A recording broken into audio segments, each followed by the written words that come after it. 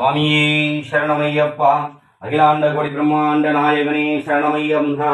ஐயப்ப சுவாமியின் மகிமை பாகம் 87 சொல்றோம் பாருங்க. அந்த அன்னதான பிரபு தன் பிள்ளையை அந்த அன்னத்தை எப்படி கொடுக்க வைக்கிறார் பாருங்க. அதுக்கப்புறம் அந்த கொரோனா டைம்ல 48 பேருக்கு 48 மளிகை சாமான் கொடுத்தோம். 48 பேருக்கு ஒரு மண்டலம் அது பகவான் தான் கொடுக்க வச்சார். நம்மளுக்கு தெரியாது எத்தனை பாக்கெட் எத்தனை எல்லாமே ஒரு கணக்காக இது பண்ணி வச்சோம். கஷ்டில் பார்த்தா அந்த பாக்கெட் 48 நிற்குது. அதுதான் ஐயப்பனுடைய மகிமை, சரணகோஷ பிரியனின் மகிமை. அதுக்கப்புறம் பார்த்தீங்கன்னா சஞ்சய் சாமி, அவரு நம்மளுடைய ஃப்ரெண்டு தான் சஞ்சய் சாமி. அவரு கூட ஐயப்பன் இணைய வச்சார். இணை வச்சு அவரும் ட்ரெஸ்ட் வச்சிருக்காரு, சாப்பாடுலாம் பண்ணியிருக்காரு. அவரு கூட இணைஞ்சி என்ன பண்ண சாப்பாடு கொடுக்க ஆரம்பிச்சார். அவர் சாப்பாடு செஞ்சு அவர் கூட போய் காய்கறி வெட்ட இது பண்ண எல்லாம் சாப்பாடு கொடுக்க பண்ண காலையும் இது மதியானமும் நைட்டு சாப்பாடு கொடுக்க ஆரம்பித்தோம். அப்படி ஒவ்வொரு இடமா சாப்பாடு கொடுக்க எல்லாருங்களை தேடி தேடி எடுத்துகிட்டு போய் சாப்பாடு போய் கொடுத்தோம். ஹாஸ்பிட்டல் எல்லாருங்களை சாப்பாடு தேடி கொடுத்தோம். ஐயப்பன் எப்படி கொடுக்க வைக்கிறார் பாருங்க பகவான் ஐயப்பன்.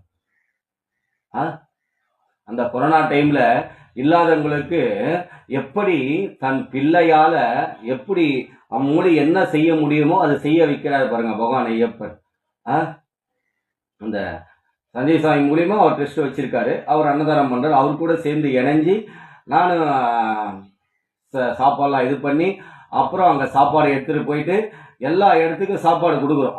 அவர் ஒரு பக்கம் சாப்பாடு கொடுத்து என்னை இந்த பக்கம் அனுப்பிச்சு விட்டார் சஞ்சய் சாமி. இந்த பக்கம் நாங்கள் ஒரு பக்கம் வேசார்பாடி, முல்லை நகர், பாரதி நகர், எந்தெந்த முறையில அந்த இடத்துல போய் சாப்பாடு தேடி தேடி போய் ஒவ்வொரு இடத்துல போய் சாப்பாடு கொடுத்தோம். கொரோனா டைம்ல சாதாரண விஷயம் இல்லை.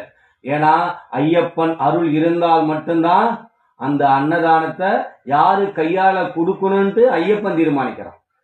இது நம்ம தீர்மானிக்கிற விஷயம் இல்லை, கடவுள் தீர்மானிக்கிறான். இன்னைக்கு இவன் கையால சாப்பாடு கொடுக்கணும், எத்தனை பேருக்கு இவன் கையில பசி ஆத்தணும் அப்படின்னு பகவான் தீர்மானிக்கிறான்.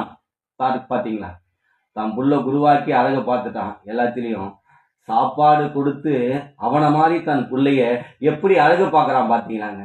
உலகத்துல எந்த தாய்க்கும் கிடைத்த பெருமை இல்லை, ஐயப்பனுக்கு கிடைத்த பெருமன் சொல்லுவா, எனக்கு கிடைத்த பெருமன் சொல்லுவா. எல்லா புகழும் இறைவன் ஒருவனுக்கே, எல்லா புகழும் இறைவன் ஒருவனுக்கே.